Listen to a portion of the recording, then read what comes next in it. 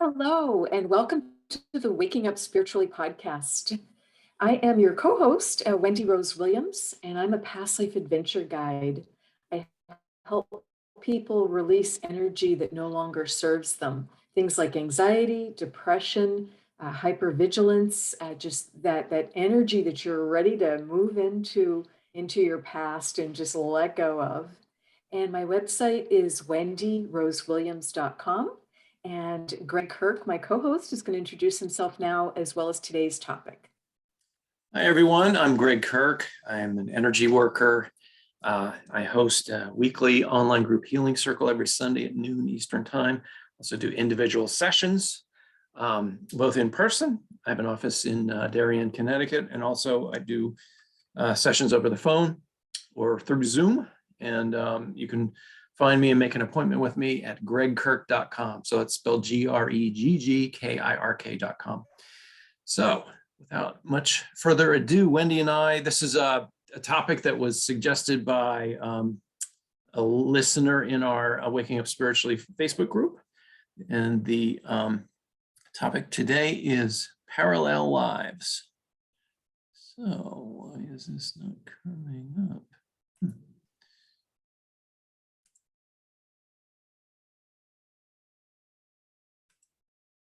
And you're able to find all our broadcasts at wakingupspiritually.com, as Gregg mentioned, as well as on YouTube and via the podcast apps.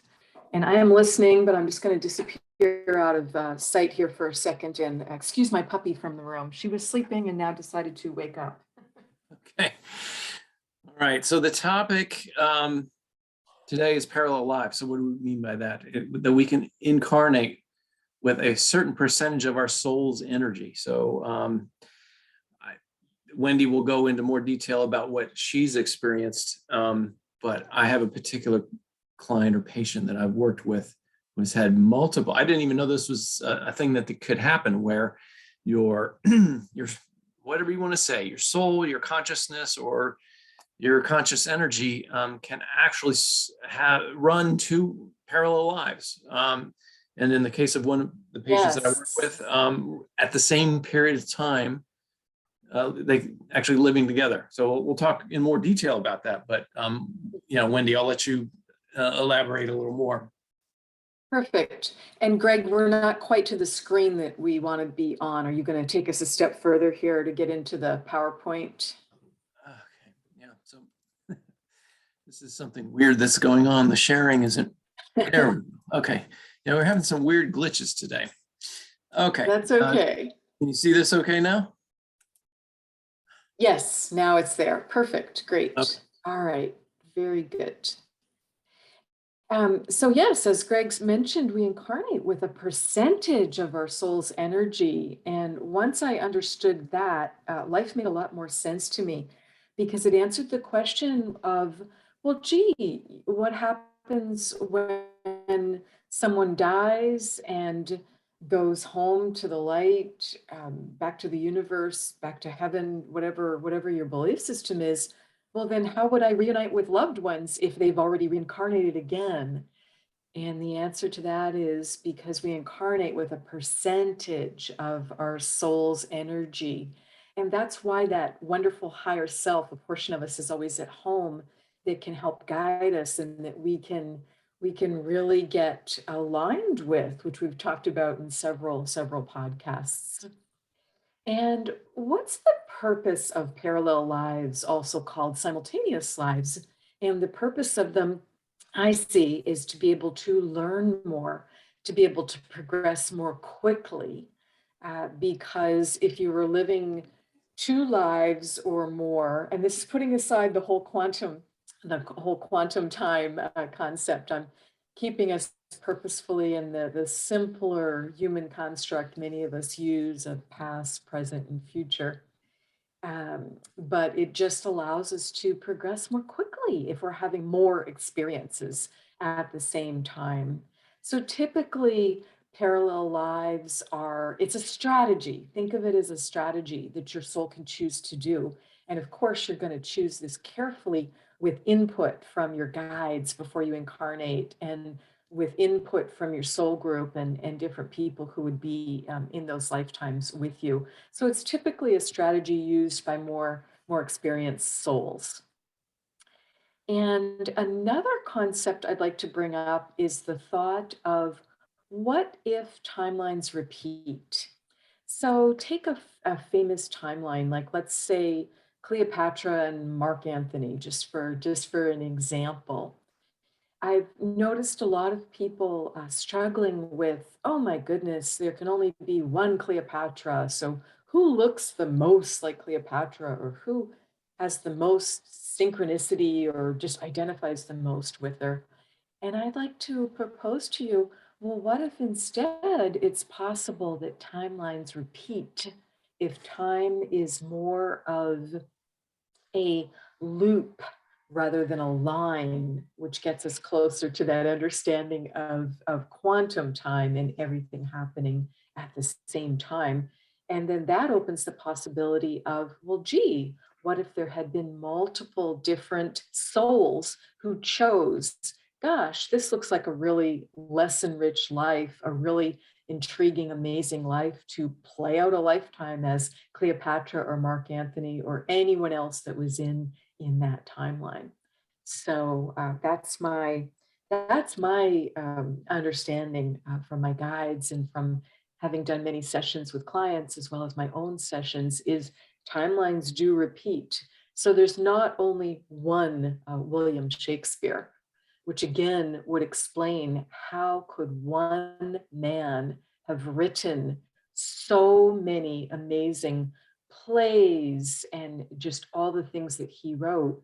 Well, what if indeed there were multiple uh, people who at different times were William Shakespeare who wrote some of those different works?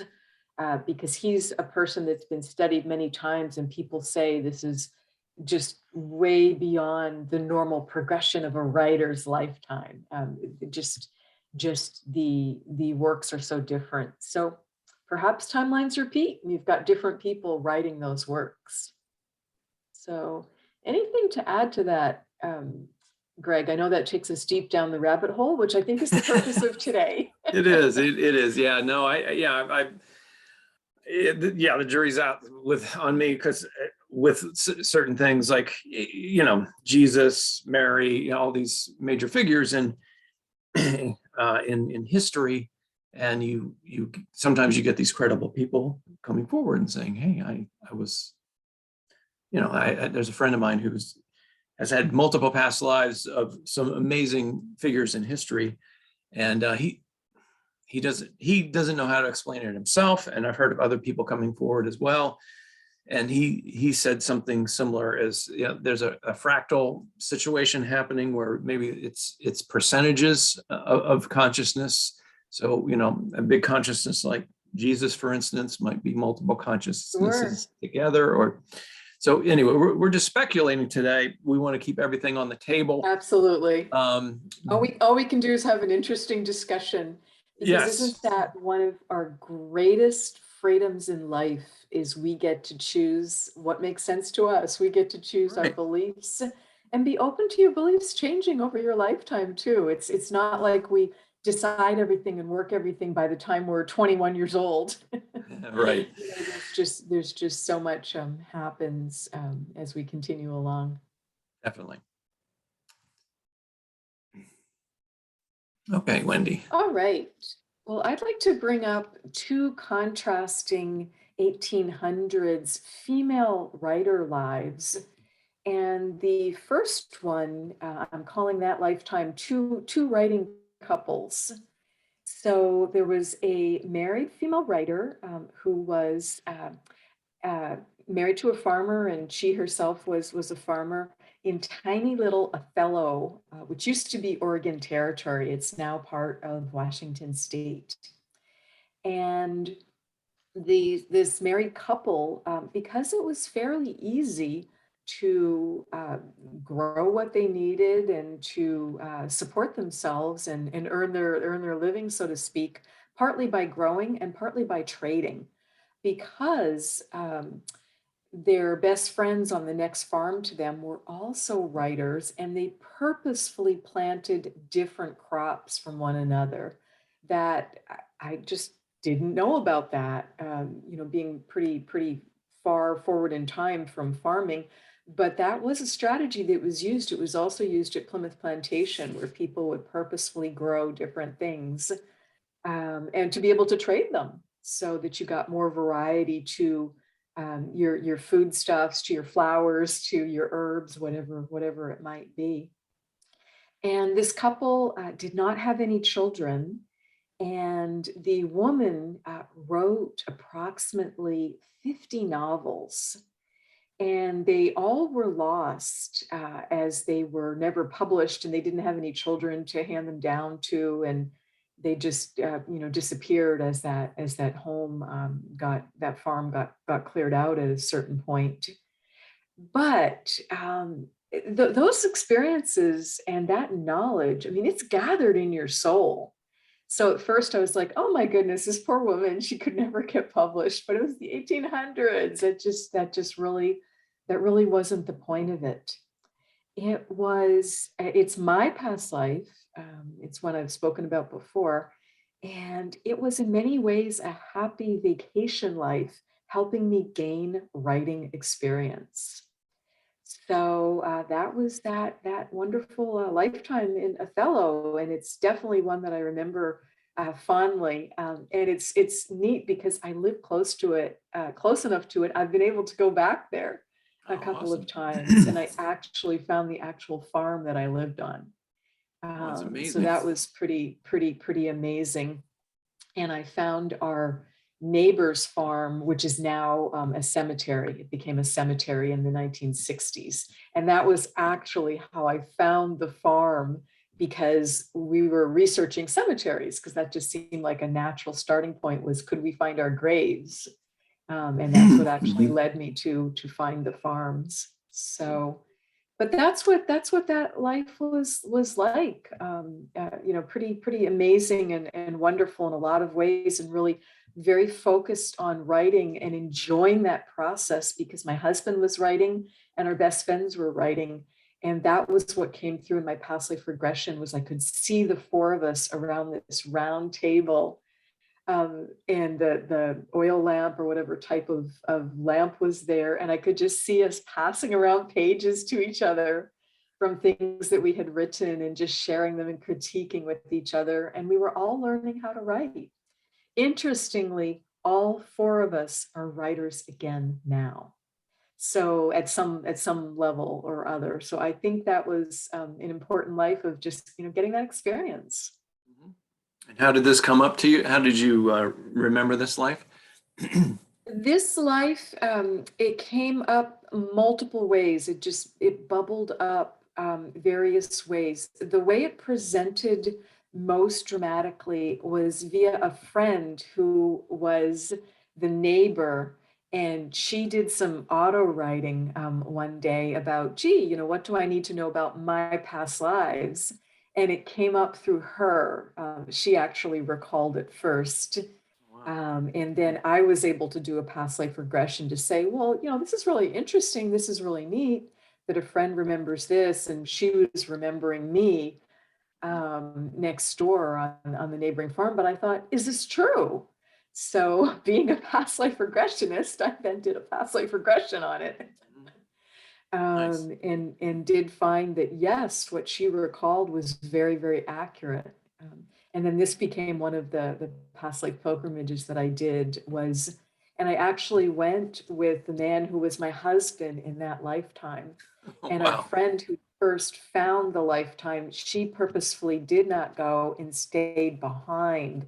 And we were kind of using her as our psychic quality control check. So when I got home that day and was talking with her by phone, she said, wow, you guys had an amazing day. She said, I can see you walking right down this pathway between all the rows of corn. And I said, Mhm. that's exactly what we did today, because there was still some corn being grown there right on the edge of the cemetery. And I drove down this path And so she was just picking up on that. And she said that's what she would remember is, seeing us like walk over from next door, and she would see us kind of like break through, the corn on both sides of us, but it was where there was like a wagon track through, and we'd walk on that part of like the little road, so to speak. Mhm. So Real rush. big contrast to the next lifetime, even though it's a next female writer. Or are we going to switch to you, Gregg? Yeah, no, we'll go back and forth. So Okay, yeah, perfect. let's talk about parallel lives. So today I'm going to talk about not my own experiences, but my experiences as a practitioner. I'm going to talk about a single patient that all of these stories that I'm going to tell today come from. So that's a little bit unusual. This again, I was unaware of this concept even of split lives, I'll call it. So when it came up during a regular energy session, I'll keep in mind the energy sessions I do, they don't start off as past life regressions. They start off as I'm just scanning a person's energy body. And every now and then I'll be shown a scene from a past life, or just, the guides will start showing me kind of like a movie, a dreamlike movie. That's how I know, okay, I'm getting a scene from a life and this is what's coming up and so forth. So when this came up, the patient had not said anything about a split. The patient is a bit psychic herself. And she corroborated, this idea right off the bat. So when it came up, I said, I'm seeing you. Well, first it went all the way back. The person had multiple past lives on another planet. I didn't see the details of what happened, but there was some sort of a trauma that occurred on another planet that caused a gender split. So this is even more specific. The gender split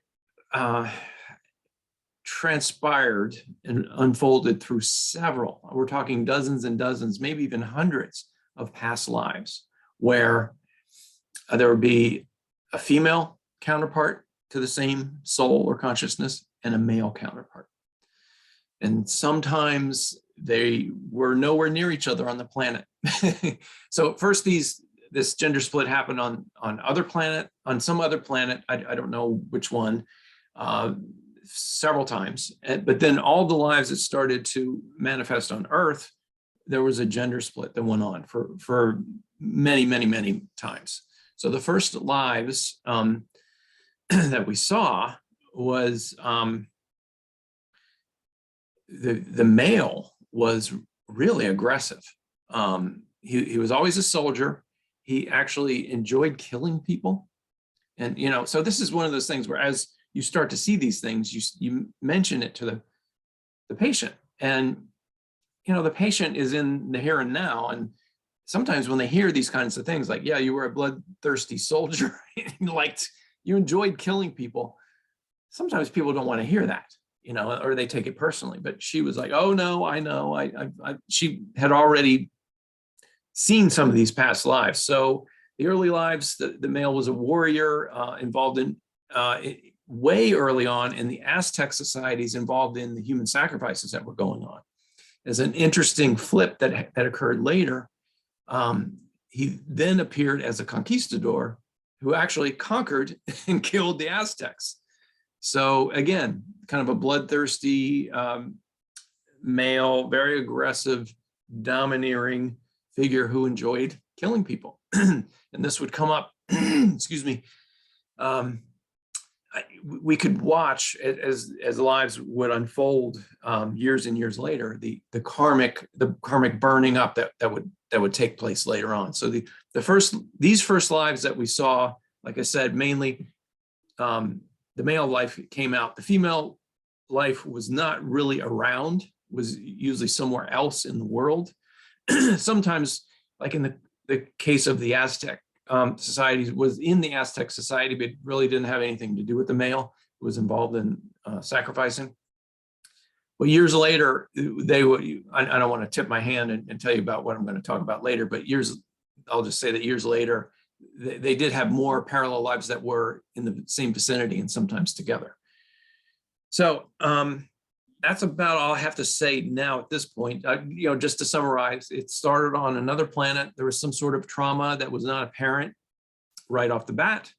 It caused this gender split. And in the early days, it was really, I would say, almost immature and primitive emotional state of the male, very savage. So these are the early lives we're talking about now. Do you have any comments or analysis of this, Wendy? This is really interesting that trauma led to that gender split, and yet they're choosing to both incarnate at the same time, is what I'm hearing. Yes. So that's fascinating, because the more typical pattern would be the higher self is remaining at home.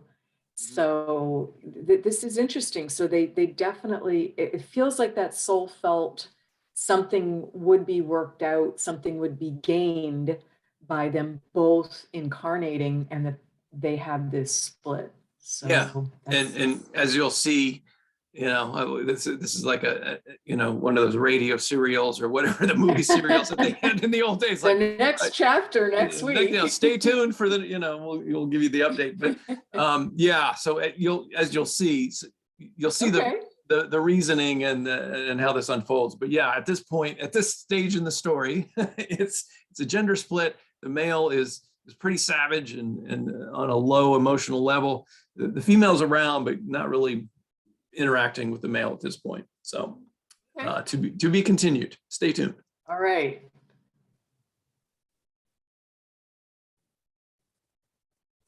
All right, so here's the contrast to that life that I described as one of the two writing couples. So it's another female writer in the 1800s, but this time the parallel life, that novelist is published. And she was a transcendentalist in Concord, Massachusetts. So we were all the way from West Coast of the US to the East Coast. She did not marry. So that's another big contrast in this parallel life. She had 30 plus books published. And she went through years of poverty. So there was definitely some struggle with that as she was growing up. Because of what her parents were doing. Her father was a teacher. Her mother was considered the first social worker. So just, very amazing, loving, giving family, very much into the arts, but not a lot going on that's helping earn a living very well. So those years of poverty, and then as she did start to have some success, she was supporting not only her parents but her siblings and some of her nieces and nephews, so some of her siblings' children too. And she also served as a nurse in the Civil War and died fairly young at the age of 55. And this was the family home. And because this is a well-known writer, I was able to actually go and visit it. And it was pretty neat. My guides did an amazing job. I tried to go at a time when I thought it wouldn't be crazy crowded. So I went on a weekday, and I went first thing in the morning, just hoping to get, as private a moment as I could there, since the house is still standing and well maintained. And the thing that brought me to tears was I got to see my own little writing desk. And it was the tiniest little thing. My father built it in my bedroom for me. And it just was this clever little like semicircle attached to the wall where I was looking out the front window. And it just then you would just take the hinge underneath it down and it would just go flat against the wall. So when I wasn't using it as a writing desk, but seeing that, it was really moving. And that was a big confirmation for me of that past life. The way I found this lifetime was interesting. It was via a friend again, and this is not the typical way I find my lives. Typically, they come to me directly to me, via a dream, via a meditation, via my higher self or guides telling me. But this one, I think, because she was so well known, I would have just been like, nope, not me, nothing to do with me.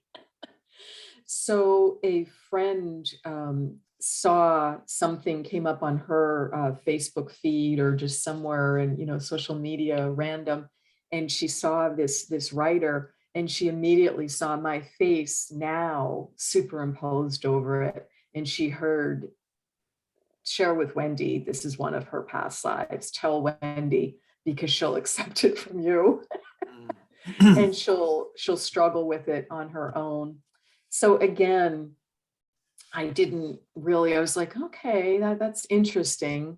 But what do I do with this? And at that time, I was working with a wonderful spiritual teacher. So I just asked her the question because I thought she's got no skin in the game. There's not going to be any ego involvement for her. And she immediately said, wow, yes, that is your past life. Your friend is correct. So When I say who it is, it's somebody we would know. Louisa May Alcott. Yep, So that's a big name. Little Women, I right? did Little Women, and I did not write Little Women. So this is another example of those timelines repeating, because I love Little Women. I like even the movie that they made recently of it. They modernized it, but they did a really good job with it. But uh, like I said, it just like felt like too much for me. And I'm like, okay, why is that? And I think it was because of the association with Little Women and then the sequels to that. So I just sat down with my guides with the full list of what Louisa had written. And I just kind of scanned my hand over it. And it was pretty obvious which ones I had written and not written. Okay. And the one I really identified with was called Hospital Sketches, which Louisa wrote about having served as a nurse in the Civil War.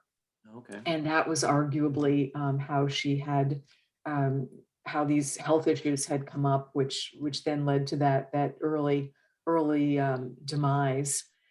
Um, so yes, it's a really interesting, intriguing possibility.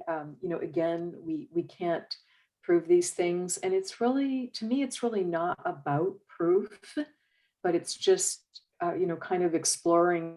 Well, what does this mean to you? What are the possible lessons from it? Interestingly, I had the same father in that lifetime that I have in this lifetime now.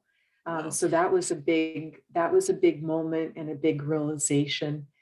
And he's not open or interested in hearing about things like this.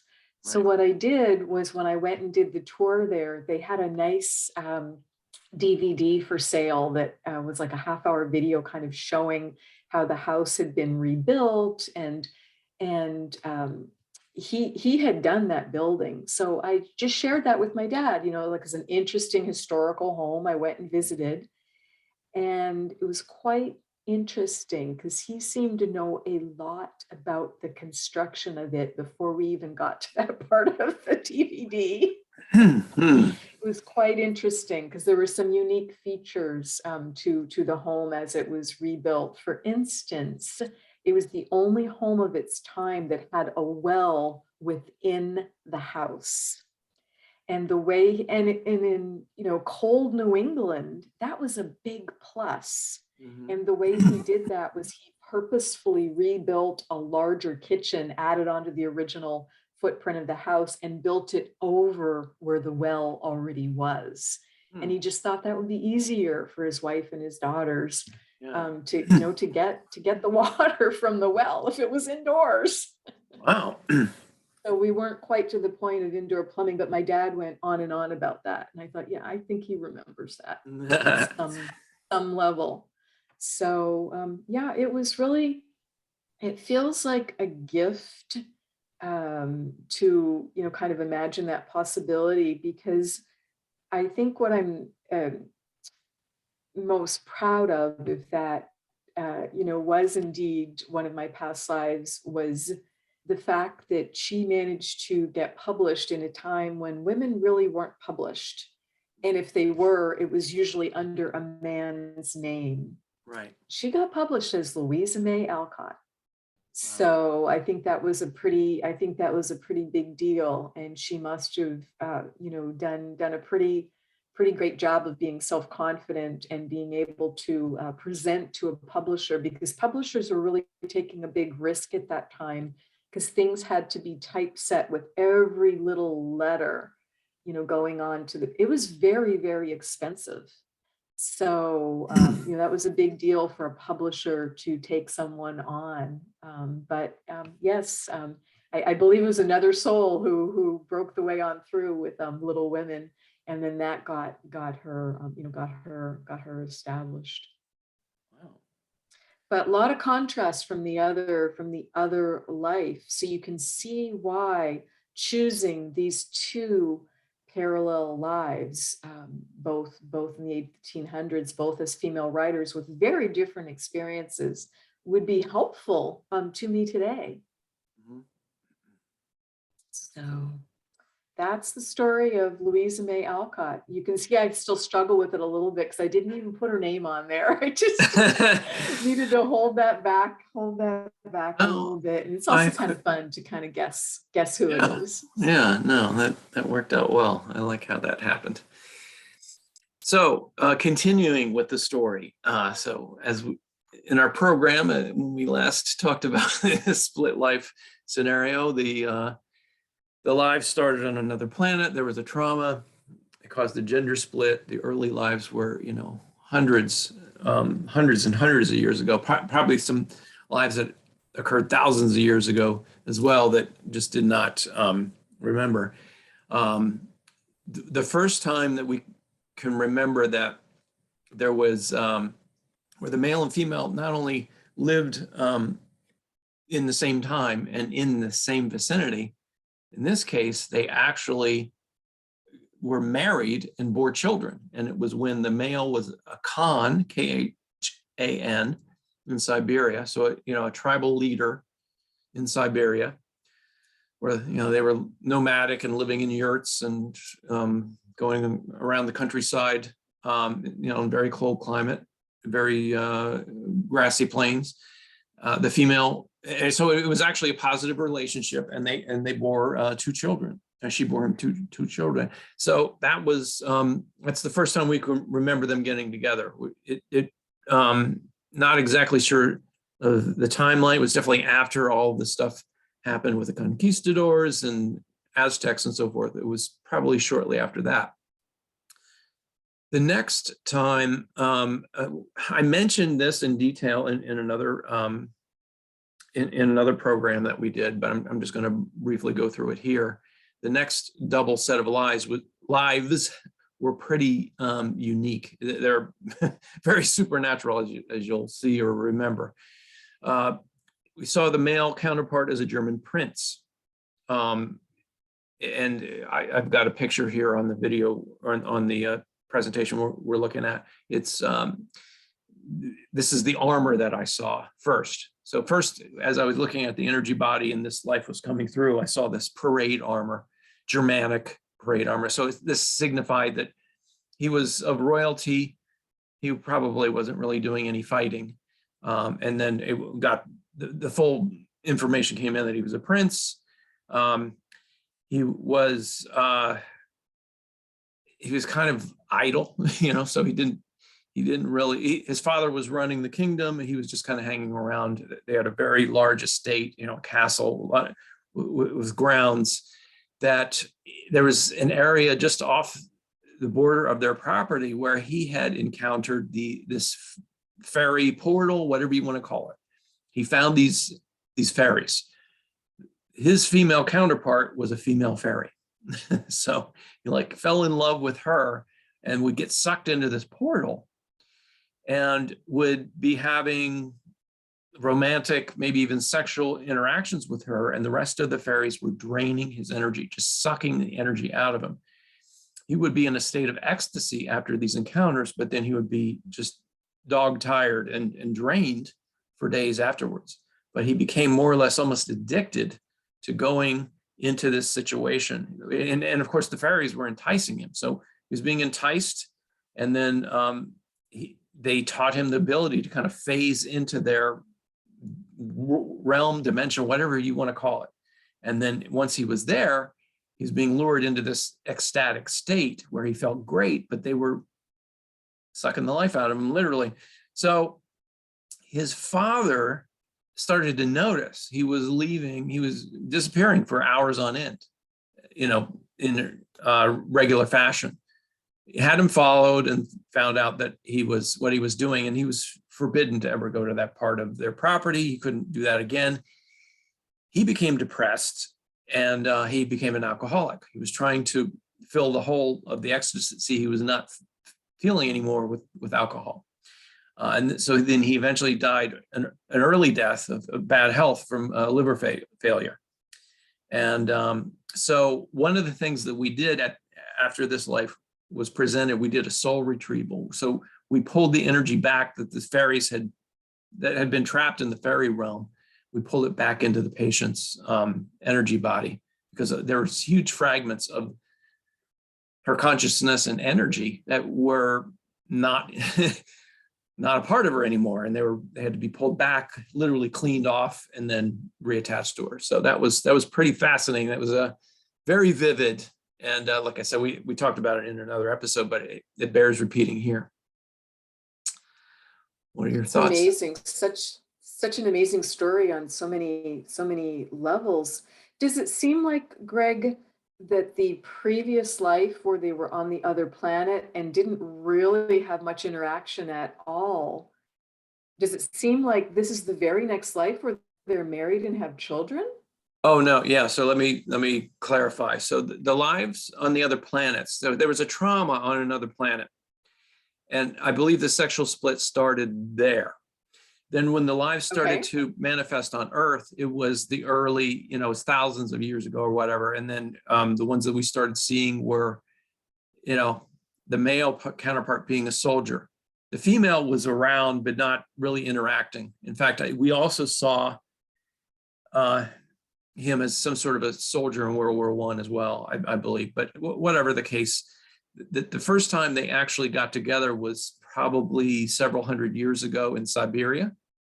So that's the first example that we could see that the female was with the male and getting along and having children. And then in the 1500s, so now we're progressing down the timeline, if you want to look at it that way. Okay. So now we're up to the 1500s where he was, an idle German prince, and who was getting his kicks hanging out with the fairies, of which his female counterpart was a female fairy, and they were having some sort of liaisons. Yes, that's so interesting. There's a famous book called Mists of Avalon that was written by Marion Bradley Zimmer in the 1980s, and it's still in print today. And it talks about the Camelot timeline with Arthur and Guinevere, but it talks about the fairy realm. And some of what you're referring to happened there, and people would cross over and be lured perhaps into the fairy realm, and they would lose years of their lifetime. And then if and when they did come back, it was like, oh my goodness, life had really, really moved on. And I don't want people to conclude fairies are bad. Please don't go to that place. Fairies are they're an elemental. They're part of the earth. They're amazing. They can be playful.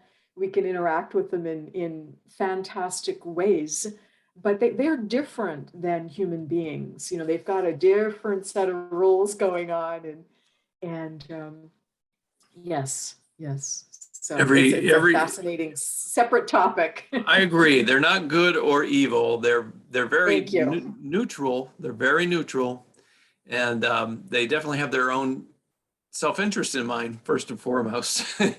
And they will get whatever they want kind of like, at whatever means, they'll do that. But, if they can get what they want through your help, then great. Or if they need to trick you into doing something crazy, they'll do that too, just as easily. Right. Yeah. Okay, let's move on to, speaking of King Arthur and Guinevere.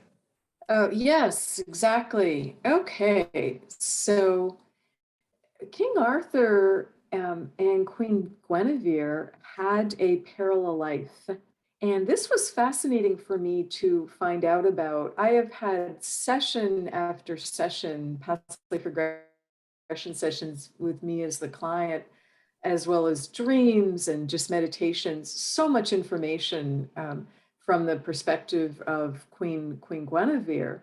And something that came up that was really interesting in one of my sessions, I'm going to read to you from my next book, Regression Healing 2, Joe and Marilyn, which is not just about Joe DiMaggio and Marilyn Monroe, but there's a big section on Guinevere.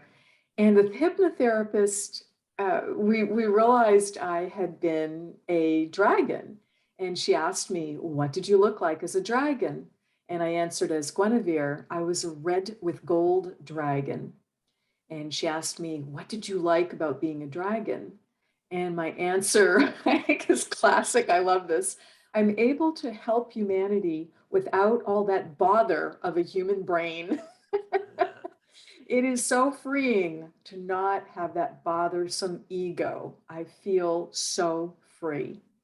And the hypnotherapist asked me, she comments, wonderful, look around you carefully. Do you see any other dragons? And I answered as Guinevere, yes, I do. There's a male dragon, a big green one. And thankfully she knew her history, because she had no way of knowing what was going to come up during this session. She asked me, remind me, what was Arthur's last name? She's obviously connecting the dots. This hypnotherapist, in this example, she's also a psychic medium. So even if she didn't know the history, her guides would have been telling her what questions to ask me. Right. So she says, remind me, what was Arthur's last name? And I had to really think about it and really be there 1,500 years ago. And then I answer why it was Pendragon. Pendragon. The pen is mightier than the sword, just like we just practiced with the knights at the round table, referring to something earlier in the session. Uther was Arthur's father, Uther Pendragon. I see it now. Arthur is the other dragon. We could have chosen a different life together. We had a parallel life in another dimension as dragons. And the hypnotherapist responds, exactly. I'd like you to call on that playful, powerful red dragon energy. Embody it now. Really be it now in every cell of your being.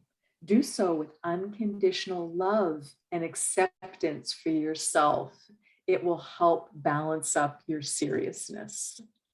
And I thought that was great, because what we were really learning in that session was I came in as Guinevere with a really big moral imperative, life purpose, soul mission. I wanted to bring peace to the lands. And that was very hard to do during the Dark Ages.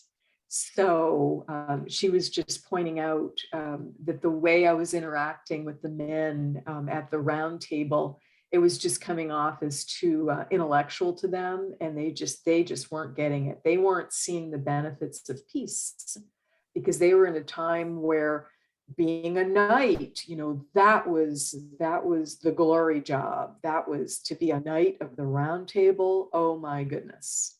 So I just was on a further ahead agenda than they were. So it really helped to find this parallel life and realize that Arthur and I had that deep, wonderful, fun, playful energy as dragons, and the power of it was amazing and was immense without all that bothersome human brain. So, and it's pretty amazing, because this session now, it's probably been about 3 years since I did this session. but I've had more and more uh, experiences coming up with dragons, and just being able to incorporate, just like the fairies, just we are interdimensional creatures as well as interplanetary creatures, many of us. And as the veils are thinning between all those different realms and locations and dimensions, it's time to just accept and love who we are, and know that yes, we may have been that fire breathing dragon. So, but I thought it was amazing that there it was, right in Arthur's name. It's right in his last name, Right. Pendragon. Right. So, which to me is a double entendre of not only the dragon energy, but the pen being mightier than the sword, because of, as I said, an exercise that we did earlier in that session, where I had given the hypnotherapist recommended I just call an end to the roundtable meetings. Arthur had been gone for about a year. I'd been running them all with Merlin, and we just weren't making progress. And she said, just call an end to it and tell them you're going to meet again in an hour and reset the energy. And then what we did was this exercise of having them write down what they truly, truly wished for in life, and for them to visualize and imagine. And it was really hard for many of them to do, because they just didn't feel like they had many opportunities or any other opportunity. And being a knight was just, the biggest and best opportunity that they could see, to just go off and be in war after war, if they were lucky, because certainly many went down in their very first encounter. So, but just to imagine other ways that they could serve, could perhaps have a family, support their family, be members of their community, and just other things that they could do rather than make more war. So it was quite intriguing, because interwoven within that context of wanting to bring peace, there was so much wartime strategy that needed to occur to be able to. Much of the war was being made to bring peace and keep peace in the land. So it was pretty complex, and as I said, it was the Dark Ages. So quite fascinating. Wow. But any comments there? Well, interesting that you bring up the red dragon. And again, I brought this up in another episode, and also it's mentioned in my book, The Gratitude Curve, that I didn't even know this was a possibility to have a life as a dragon. I always thought they were things of fantasy.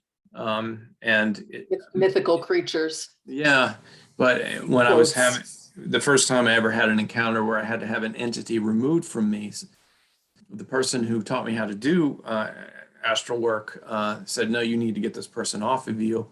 And as I was doing it, one of the things that my energy body just naturally did was assume this stature of a 40-foot red dragon where my skin was on fire. And I had no idea what was going on. Like all of a sudden I could tell I was very tall, and the being that I needed to get off of me was easily gotten off of me. And it was like I was showing my power or something. It really confused me, because I clearly didn't make it up.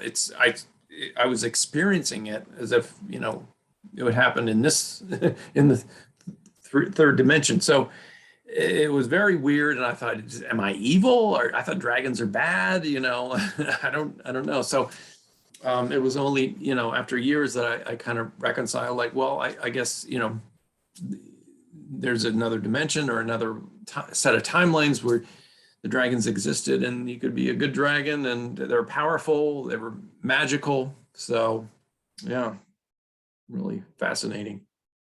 Yes, what I've learned, and my belief, is that the dragons were vilified in a lot of ways. They were made into the bad guy Right. because of the power they had, and because some of the actions they took. But I believe that they're fourth dimensional creatures who helped pave the way for mankind to be on Earth and that Earth started off at 3D. So they were actually more experienced than many of us, and just helped pave the way. And again, you can't apply the same judgment to fairies, to dragons. These are just amazing creatures and elementals in other dimensions, which we may be more aligned with than we realize because of past life energy. So I had a recent experience where I was working with a healer, and she had no idea of my past life history, but she's a wonderful angel healer who works with the angels, and we were working on my spine and working to get me grounded. And she finally said pretty carefully, do you know you're presenting with a really long tail? And I knew exactly what I was doing, because we were talking about being in my power. And similar to you, perhaps, Gregg, was presenting as a very large dragon, and she was seeing the dragon tail. And I said, go ahead, just say what you're seeing, because she was holding back perhaps a little bit. And she says, well, you're a dragon. I said, yeah, you're right. Yeah. You're right. So, and that just helped us alleviate some things that were going on with my present day spine. Similarly, Gregg, you and I did a healing session one time, and we had to work on my mermaid body. I remember, So yeah. it was, similar of, longer spine and tail. But Well, I think you were having trouble sometimes, with your legs too. That's what it was. yes, So, exactly. 'cause you Exactly. I was have having legs as a mobility mermaid. There problems. was, yeah, because you didn't have legs as a mermaid, it was creating trouble. Exactly.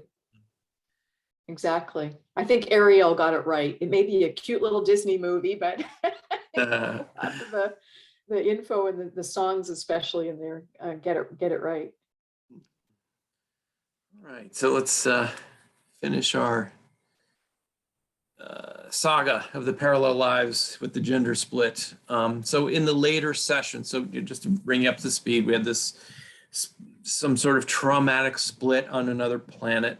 A couple of lives started off in separate genders, and then the Earth lives were all separate genders. So that this would happen at the same time. So there would be a man and a woman with the same, whatever you want to call it, consciousness, soul, whatever. And for hundreds of years, they didn't really interact until in Siberia. Then they actually married and had children. And then later on in the 1500s, they had interactions. The female was a fairy, the male was a German prince. In these later sessions, I noticed during one of our as I was scanning this person's energy body, a long meridian wound that appeared from the right shoulder all the way down to the left hip. That happened about 400 years prior. So now we're getting more recent. The guides who had healed this area from 200 years prior appeared to manually remove the etheric stitches from this long wound. So understand what I'm saying here. There had been a wound that appeared 400 years ago. Her guides did some sort of psychic surgery, and now they were appearing 200 years later to remove these stitches. Then the current guides removed the scar tissue, and advice was given on cycle breaking. So that was just incredible. So what I believe is that traumatic rift that had occurred in her energy body all the way back on the other planet was surgically, bound together 400 years ago. And then 200 years later, the guides show up to remove the stitches and then actually the scar tissue and to complete the healing. So she still had a few more. It feels important that it went across her body, because it went, the right side being the masculine side and the left side being the feminine side. That feels important too. It is a very good point. So the more recent lives were still traumatic. So in the 1920s, she was a flapper, and she was one of the people who killed herself by jumping off the Empire State Building. The male life was actually, I believe, worked in the building, but they really didn't interact too much. But that was a traumatic life. And then the last life prior to the one that this person has now was extremely vivid. It was a couple, but so now we're getting to the point where they're back again. You know, the male and the female not only are existing in the same time and place, they're together and they're in love with each other. So they were a couple in the 1960s. The husband was a scuba instructor in Florida, and he drowned one day just while scuba diving.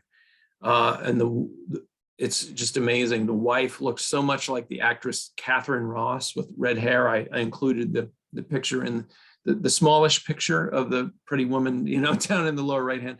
That's actually Catherine Ross with reddish hair. That's almost exactly how she appeared. They had a great and loving relationship, but she was so devastated when he died that she actually committed suicide because she couldn't deal without him. And that was the last time that happened. The life that this person leads today, completely intact. There is no male counterpart. And basically we're working, I can't reveal, you know, some of the personal details, but the whole gender thing has come together in a fascinating and amazing way. And this is the life where it all comes together. So after thousands and thousands of years and a couple of different planets, the story comes to an end, you know, with a happy ending of finally the genders are back together, the etheric trauma has been healed, and you know, we got a happy ending. That's fantastic. That's so wonderful to hear because we all have divine feminine within us. We all have divine masculine within us, no matter how we choose to present, whether we present as primarily female or male or non-binary or transgender or however we choose to present. So Right. that's so great to hear. And I really applaud you and her, Gregg, because there's just such complexity to this. This is an amazing case study. So thank you, and thank your client for allowing you to share this. Yeah, thank you. Okay. All right. I had a lucid dream, and a lucid dream is a dream where it's so vivid and it gets to the point where you realize you're dreaming and you can start to control the dream. And what turned it lucid was saw um, I saw myself dying in a car accident. So that, of course, concerned me. And I started asking my guides questions real time as I was still in the dream, you know, saying, is this something that I should be concerned about that's coming up? You know, what's going on? And they said, no, this is your parallel self. We're letting you know one of your parallel lives just died, you know, today. Uh, and so it was just this vivid dream of dying in a car collision. I was driving, and my husband and two children in the back seat survived. And what they showed me, because I was looking at myself, and I'm like, huh, you know, what's my gender? Because the gender was a little bit indistinct to me, and my guide said, "Yep, you got it." I was a transgender female to male in that lifetime. And this just all seemed like a lot. So I was like, oh my goodness, did I just have like this wacky dream? You know, that's certainly possible, or we may not be understanding it correctly, but it seemed pretty darn specific. So again, being Wendy, the way I confirmed the accuracy of it was I had a hypnotherapy session as the client, and everything was confirmed. And I put the pieces together of the puzzle. I've been choosing to have parallel lives since the 1800s. And this can be a strategy when we are working to wrap up our lives on Earth. which I indeed did do, and had traveled on home, and was able to stay at home and not come back again. But I chose to come back as a volunteer. So that's a different subject. But just understand the concept of, often I do find people who are doing a lot of parallel lives. It's because they're getting ready to wrap up. So it just kind of makes sense. Here's the way to get more experiences and more information, and transmute more karma, and do what you need to do, because you're leading multiple lives.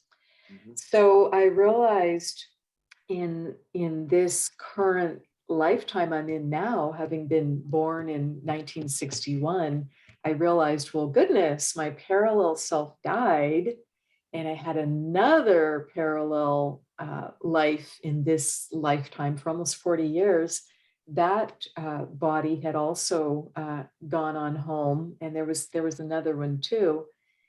And I incarnated as me, as Wendy, with only 20% of my soul's energy.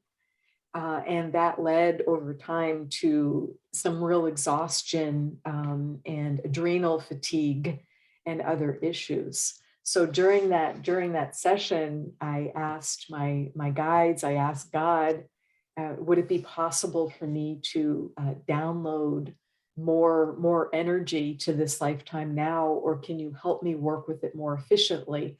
Because if all my parallel lives have gone on home, I know there's a lot of higher self energy up there, since I came in with only 20%.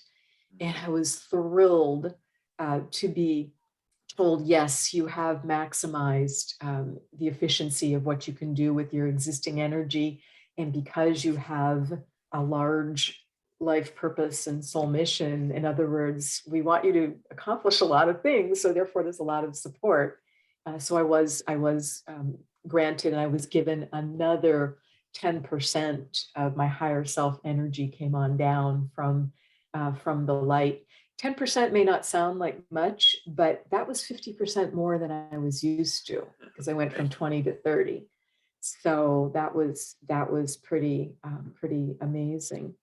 So thank you to my parallel selves, because you all got out there and did what you were meant to do, and I'm the last one standing. Happy to be here, and thrilled and grateful, and just privileged to be here.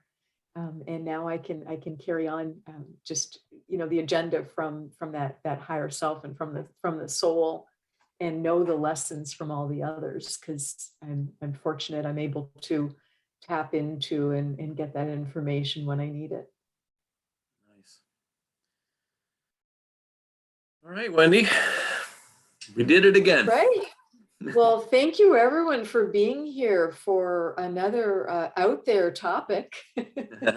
So hopefully it's brought up some interesting food for thought. We'd love to hear your experiences. We'd love to hear your suggestions for topics, because this was a fantastic suggestion from one of our listeners, that we explore and share and talk about this topic of the possibility of parallel or simultaneous lives. So I'd love to hear your comments on this one, and also suggested topics.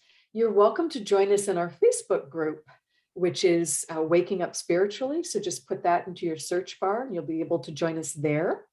And our website is wakingupspiritually.com. And all the broadcasts are kept on there, and they're as PowerPoints. So you're able to see as well as hear what we are talking about.